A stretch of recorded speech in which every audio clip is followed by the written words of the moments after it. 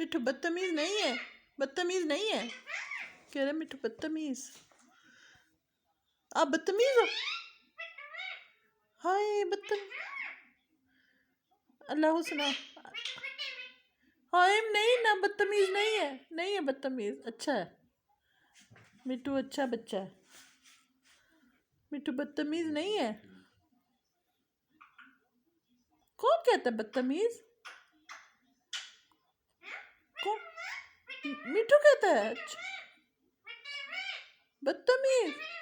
हाय मैं सद की जाए, मेरे बच्चे को बदतमीज कहने वाला कौन है?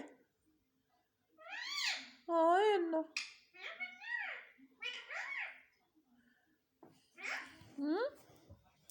पापा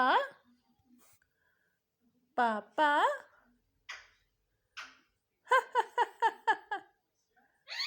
हंस के दिखा दो।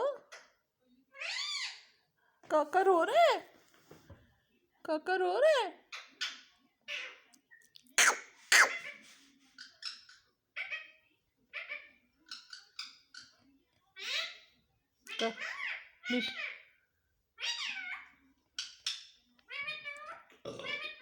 बच्चे नहीं है ना, पढ़ने गए हैं।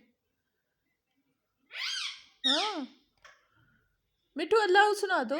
अल्लाह अस्सलामुअलैकुम, अल्लाह अल्लाह अल्लाह।